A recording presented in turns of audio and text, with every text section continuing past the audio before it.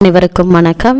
சிம்மராசினியர்களை பொறுத்த வரைக்கும் உங்களுக்கு கிடைக்க வேண்டிய பெயர், புகழ், திருமணம், தொழில், உத்தியோகம், செல்வம், ஆரோக்கியம், குழந்தை வரம், எதிரிகள் தொல்லை நீங்க. தைப்பூசமான இன்றைய தினம், அதாவது நிகழ்ந்து கொண்டிருக்கும் ஜனவரி மாதம் 25ஆம் தேதியான இன்று முருகப்பெருமானை இப்படி வழிபடுங்க. இப்படி நீங்கள் வழிபடுவதன் மூலமாக நீங்கள் நினைத்தவை நிச்சயம் நடந்தேறும். அப்படி என்ன மாதிரியான நன்மைகள் எல்லாம் ஏற்பட இருக்கு கிரக நிலைகளின் ரீதியாக இருக்கும் சாதகங்கள் என்ன, பாதகங்கள் என்ன?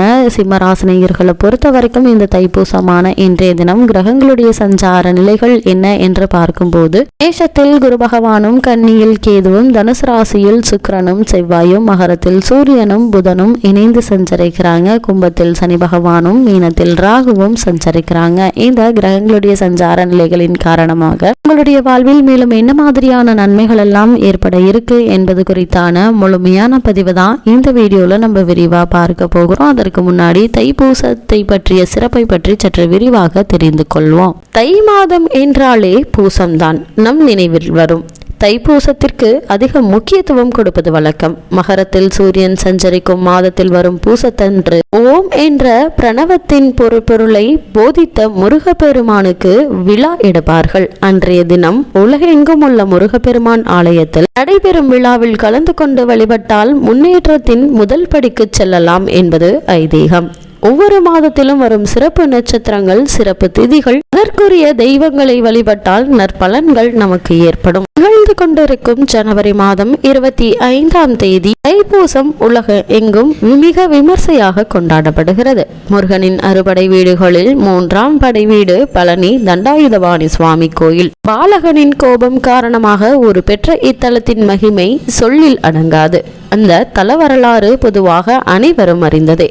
தனக்கு பழம் கிடைக்காத கோபத்தில் முருகன் கையிலேயே விட்டு வந்தமர்ந்த தலம் அல்லவா பழனி. சான்றோர் பலரும் அவரின் சினம் நீங்க முயன்றும் முடியாது போகவே பெற்றோரே இத்தலத்தில் பிரசனமாகி, முருகா நீயே ஒரு ஞானப்பழம் தானே, பழம் நீயே என்று அன்பொழுக கேட்க முருகனின் மனம் உருகியது. பழம் நீ என்ற ஒற்றை சொல்லில் முருகனின் சினத்தணிந்த இத்தலமே பின்பு பழனி என்று மருவியது. அது மட்டுமில்லாமல் இந்த உலகில் நட்சத்திரங்களையும் மாதங்களையும் அடிப்படையாக கொண்டு சில முக்கியமான பண்டிகைகள், உற்சவங்கள் கொண்டாடப்படும். உதாரணமாக ஆடி மாதத்தில் கிருத்திகை நட்சத்திரம் சிறப்பு, தை மாதத்திலும் கிருத்திகை நட்சத்திரம் சிறப்பு, ஆவணி மாதத்தில் அவிட்ட நட்சத்திரம் சிறப்பு. அதை போல திதியும் மாதத்தையும் இணைத்து சில பண்டிகைகள் உண்டு. சித்திரை மாதத்தில் சித்ரா பௌர்ணமி என்பது போல தை மாதத்தில் இந்த பூசம் மிகவும் சிறப்பு வாய்ந்த ஒரு விழாவாக கொண்டாடப்படுகிறது. தை மாதம் என்பது மகரத்தினுடைய மாதம், அதாவது சனியினுடைய வீடு. சனி பகவானுடைய வீடாக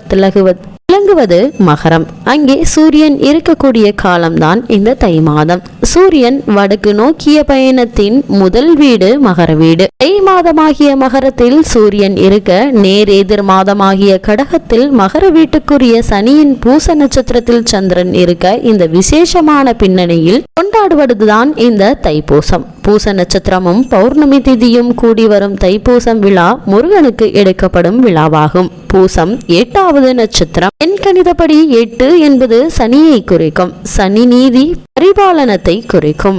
சனிக்கு ஜோதிட சாஸ்திரத்தில் 2 வீடுகள் கொடுக்கப்பட்டிருக்கின்றன. ஒன்று மகரம், இன்னொன்று கும்பம். மகரம் என்பது வினைகளை, காரியங்களை குறிக்கிறது. அதனால் இதற்கு கும்பஸ்தானம் என்று பெயர். அதே சனி அதற்கான பலனையும் கொடுப்பார் என்பதால் அதற்கு அடுத்த பாவத்தை லாப பாவம் என்று சொல்வார்கள். 10ஆம் இடத்தில் என்ன விதைக்கிறோமோ அது 11ஆம் இடத்தில் அறுவடையாகும். நல்ல கர்மாவை செய்வதன் மூலமாக நன்மை அடையலாம் என்பது ஜோதிட ரீதி. அது மட்டுமல்லாமல் இது சனி பகவான் சொல்லும் ரீதியாகவும் விளங்கப்படுது. இன்னொரு நுட்பத்தையும் நாம் இங்கு கவனிக்க வேண்டும். தை மாதமாகிய மகர ராசியில் செவ்வாய் உச்சமாகிறாரு.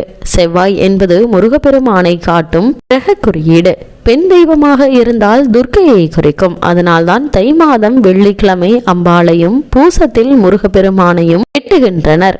அணங்கி 8 இலக்கையும் எட்டுகின்றனர். 8 என்பது துன்பத்தை குறிப்பதால் அந்த துன்பத்தையும் முருகப்பெருமான் வழிபாட்டின் மூலம் நீக்கிக் கொள்கின்றனர். சனியினுடைய ஆதிக்கம் கடுமையாக இருக்கும் போது, அதாவது குறிப்பாக 7.5 சனி, அஷ்டம சனி, கண்ட சனி, அர்த்தாஷ்டம சனி, அதே சனி நட்சத்திரமான பூச நட்சத்திரத்தில் சனியினுடைய மகர ராசியில் உச்சம் பெறும் முருகனை வணங்கி நிவாரணம் பெறுகின்றனர். அது மட்டுமில்லாமல் இன்றைய தினத்தில் முருகனை வழிபட வினைகள் அறுபடும்.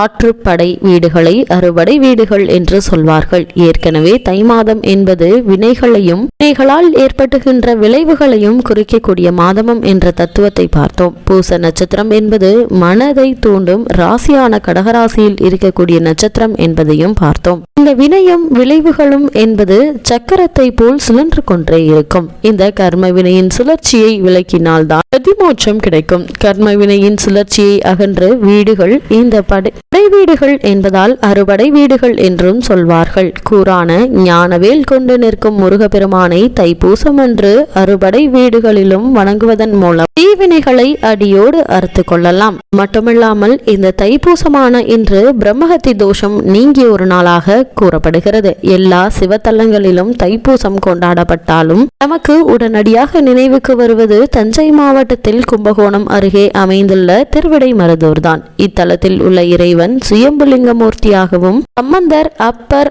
சுந்தரர் தேவார பாடல் பெற்ற சிவத்தலமாகும். விரதங்களால் மெய்வருதிய மாதவ பூர்வானவர் ஏனோர் வந்து கூடி தைப்பூச நாளில் காவிரியில் பொருந்தி நீராடி உலகவரோடு தாமும் மகிழுமாறு திருத்தலமான நான்மறைவல்ல அந்தணர்கள் முறையால் ஏத்தவும் இடைமருதலில் பொருந்தியுள்ள கோயிலை இருப்பிடமாக கொண்டுள்ளீர் என்பது தேவார பாடல். அதற்போல் இன்றைய நாள் முருகப்பெருமானை வழிபடுவதன் மூலமாக உங்களுடைய வாழ்வில் கிடைக்கக்கூடிய பொருள், செல்வம், உத்தியோகம், தொழில், புத்திரபாக்கியம், எதிரி தொல்லைகள் நீங்கி நல்ல ஒரு முன்னேற்றம் ஏற்படும் என்பதில் எந்த ஒரு ஐயமும் கிடையாது. இவ்வளவு மேன்மைகள் நிறைந்த இந்த தைப்பூச திருநாளான இன்றைய தினம் முருகப்பெருமானை நீங்கள் வழிபடுவதன் மூலமாக என்ன மாதிரியான நன்மைகள் எல்லாம் உங்களுடைய வாழ்வில் ஏற்பட இருக்கு என்று பார்க்கும்போது, இந்த நாளை பொறுத்த வரைக்கும் உங்களுடைய ராசிநாதனான சூரியன் 6ஆம் இடத்தில் இருந்தாலும் கோல்சார விதிகளின்படி அது உங்களுக்கு நன்மையை தான் தருங்க. இதனால் எண்ணற்ற நன்மைகள் சூரிய பகவானால் உங்களுக்கு இன்றைய நாள்ல கிடைக்க இருக்குது. பத்துக்குரிய சுக்கிரன் தன குடும்பாதிபதியோடு சேர்ந்து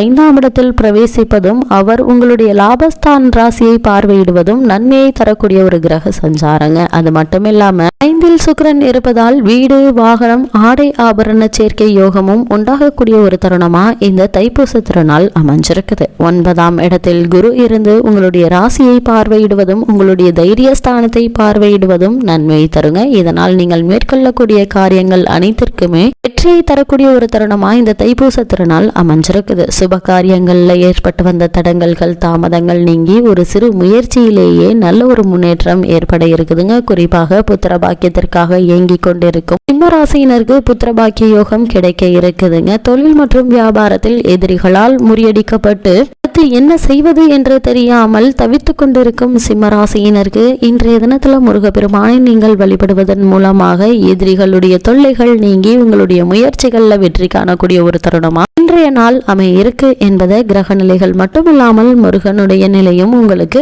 உறுதுணையாக இருக்கிறது என்பதை கிரக நிலைகள் தெல்ல தெளிவாக உறுதியளிக்குதுங்க. அந்த வகையில சிம்மராசினியர்கள் தைப்பூச திருநாளான இன்றைய தினம் முருகப்பெருமானை நீங்கள் வழிபடுவதன் மூலமாக உங்களுடைய வாழ்வில் ஏற்பட்டு கொண்டிருக்கும் தடங்கல்கள், தாமதங்கள், பண விரயங்கள், அலைச்சல்கள் அனைத்துமே நீங்கி நினைத்தவை நிறைவேறுவதற்கான சாத்தியக்கூறுகள் அதிகம் இருக்கு என்பதை கிரக நிலைகள் உறுதியளிக்குது.